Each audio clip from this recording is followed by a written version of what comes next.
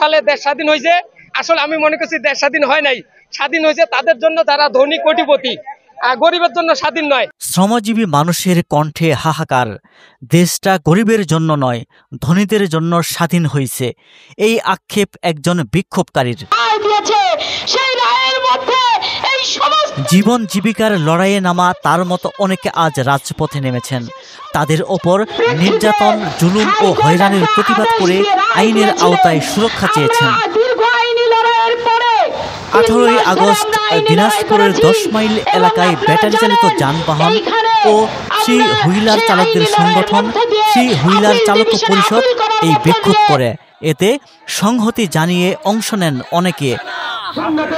প্রায় 2.5 ঘন্টা মহাসড়ক অবরোধ করে রাখেন শ্রমজীবীরা। 10 মাইল রোডে যানজট সৃষ্টি হয়। দীর্ঘদিন ধরে দেখছি এখানকার দিনাজপুরের যে বাস মালিক সমিতি, সেই বাস মালিক সমিতি আমাদের ব্যাটারি চালিত 3 চাকার গাড়ি এবং গ্যাস চালিত সিএনজি পাগলু সমস্ত কিছু তাদেরকে প্রতিদ্বন্দ্বী মনে করছে। এটা একটা কৃত্রিম প্রতিদ্বন্দ্বিতা। প্যাসেঞ্জার কোন গাড়িতে উঠবে সেটা তার চয়েস।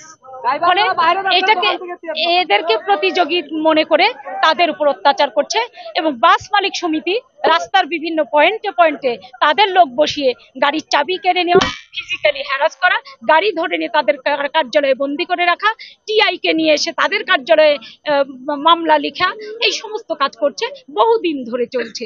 আমরা তার সমাধান চাই এবং রাষ্ট্রের কাছে যেটা দাবি, আমাদের যে সুষ্ঠু থ্রি হুইলারের যে সুষ্ঠু নীতিমালা বাস্তবায়নের অপেক্ষায় আছে সেটা বাস্তবায়ন করে বিআরটি এর মাধ্যমে লাইসেন্স, রুট পারমিট, নিবন্ধন এবং চালকদের প্রশিক্ষণ দিয়ে এই 60 লক্ষ যে শ্রমিক আছে তাদের জীবন এবং জীবিকা সেটাকে যেমন বহাল রাখবে, সেই সঙ্গে দেশের অর্থনীতিতে আমরা হিসাব করে দেখেছি প্রায় বছরে 10 থেকে 15,000 কোটি টাকা যুক্ত হবে যদি এটা করে সরকার। আমাদের সাধারণ লোক একটা চলতে ফিরতে যদি মানে ইনকাম করে চলতে ফিরতে খাইতে না পারি তাহলে সাধারণ লোকে আমি দেখবো কিভাবে? আমি তো নিজেই চলতে পারি না, নিজেই তো অচল হয়ে আছে। এ সময় বিক্ষোভকারীরা তাদের কষ্টের কথা, দাবির কথা তুলে ধরেন।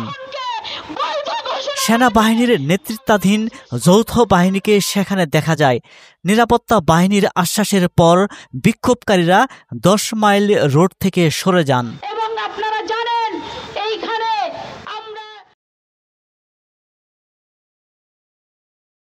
ওয়ালটন এখন দেশের সীমানা পেরিয়ে পৌঁছে গিয়েছে 50টিরও বেশি দেশে। ওয়ালটন, ঘরে ঘরে বিশ্বজুড়ে।